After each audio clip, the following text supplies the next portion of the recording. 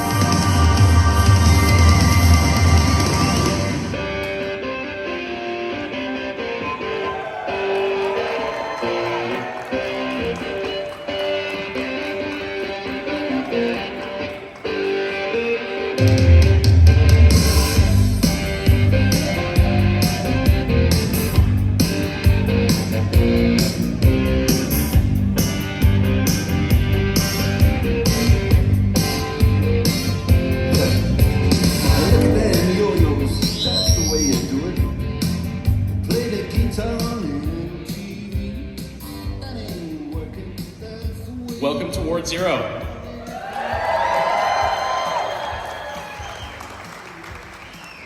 I swear I had this memorized like half an hour ago. Whatever, we're just gonna do it like this. I am so incredibly proud of the Valar Atomics team right now, I can hardly describe it. This is genuinely the most sophisticated thermal prototype that's ever been developed. Over here in our main reactor module, this stands strong at about 100,000 pounds of steel, graphite, and Inconel. It has about 300 sensors in it that allow us to properly characterize the entire performance of the system before we actually put uranium in it for the first time. Our heat transport system over here can transport high temperature helium at over 600 psi throughout the system. And our electrically simulated silicon carbide core will actually pull about 8 city blocks worth of power at full bore to perfectly mimic a full uranium fuel load inside of the core. And it'll heat our nuclear grade graphite blocks to about 1800 degrees Fahrenheit. But what's most incredible is that we did this with a team of only 28 engineers.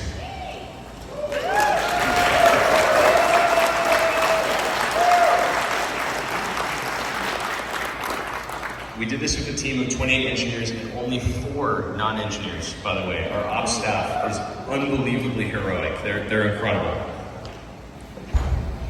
So many of you are wondering, how is this possible? How do we do something in 10 months that should take 4 years for $12 million that should have taken $100 million? Well, the shortest answer is incredibly hard work and blood and sweat and tears of the smartest team that I've ever had the chance to work with in my entire life. That's the short answer. But there's a little bit more to it as well. So we have 4 principles that I lead this company by. The first one, I do have to look at it actually. Yes. The first principle is that metal beats paper. Metal beats paper. So none of the great engineering projects from the last 200 years have been perfectly designed on paper and then executed perfectly the first time. That's not how the Manhattan Project happened. It's not how the Apollo landing happened. It's not even how the iPhone was built. Instead, these things were done iteratively, rapidly, with quick hardware prototypes where you learn as fast as you can. And that's how we have to build things in nuclear as well. We also believe that 1 year of building things in the real world is better than 10 years of simulating and studying. And we also don't fall to the fallacy that says that hardware is really expensive and you can't spend precious dollars, venture dollars on hardware. You have to spend a long time designing and getting it right. Yes, Inconel is really expensive, but time is much, much more expensive. And so our second principle is attack the critical path. This is something that my team hears me say at least a couple times a day. The Valar Atomics team attacks the critical path ferociously with all resources available to us. We generally have job titles. I'm the CEO, Mark Mitchell's our Chief Nuclear Officer, Willem is our Head of Mechanical Engineering. But in those few crucial moments where the critical path becomes clear and the entire timeline is hanging by a single thread, the person closest to the thread who understands it the most is responsible to tackle it with full steam. That means if I'm the guy standing next to the U-Haul at 2 a.m. with a chunk of metal that needs to be driven to Bakersfield because there's a vendor that told us that he's going to go on vacation and that it's going to push our whole timeline back by 6 weeks and he has a 6-hour window in which he could do it, I'm the guy getting in the U-Haul, or the intern is the guy getting in the U-Haul, and we get it done.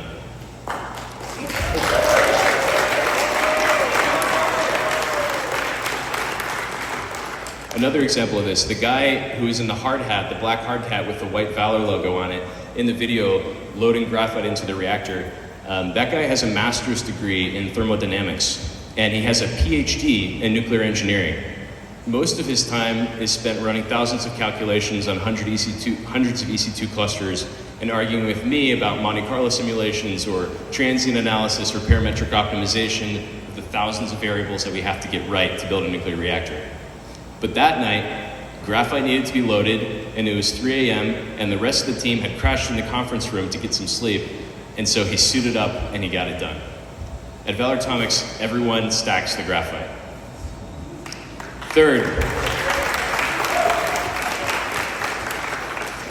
Third, we don't sign MOUs, we split atoms. At Valar Atomics, you're not going to hear us talking about our giant order book or how we have $10 billion worth of customers lined up. Because here's the big secret of the nuclear industry. There is an infinite order book for anybody who can actually build it right. There's never been a shortage of demand for energy, and there never will be. Humanity needs as much energy as it can get. The thing that there's a shortage of is companies that are competent and capable to actually build nuclear reactors cheaper and better and faster than they did last year and the year before that. That's what there's a shortage of. That's what we hear us talk about. That's what we'll focus on. That's what we'll do.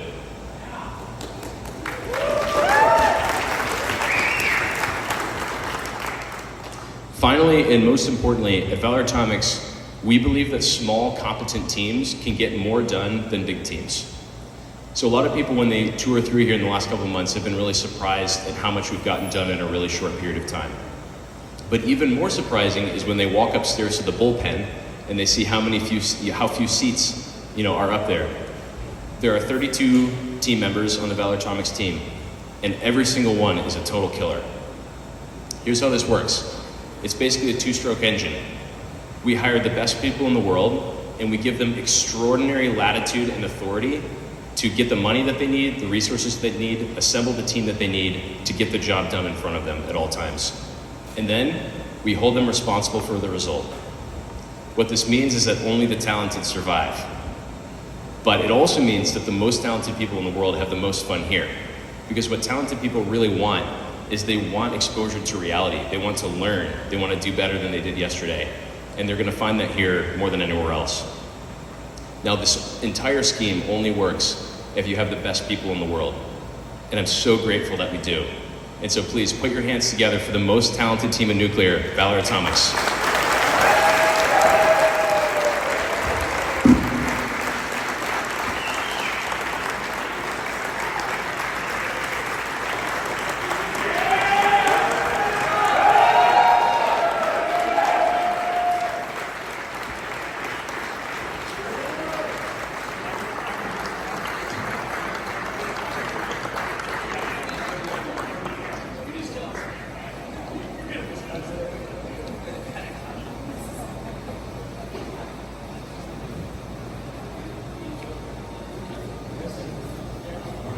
One more round of applause for the greatest team on earth.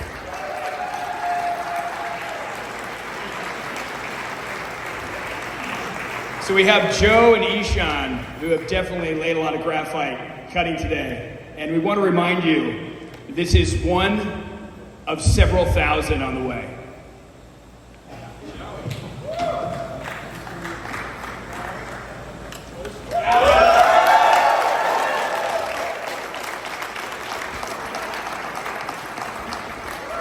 All right, you guys can go. Okay, so Valar Atomics, this is our first prototype. This is Ward Zero.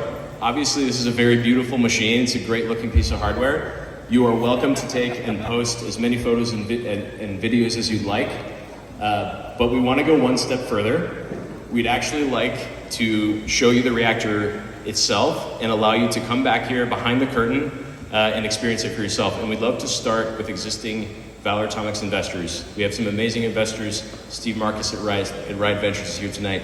Abe Murray from AliCorp, and I believe we have some folks from Initialize as well. So if the current Valar Atomics investors, anyone who's invested, can meet me at the red carpet over here, I'm going to take you on a tour of the reactor.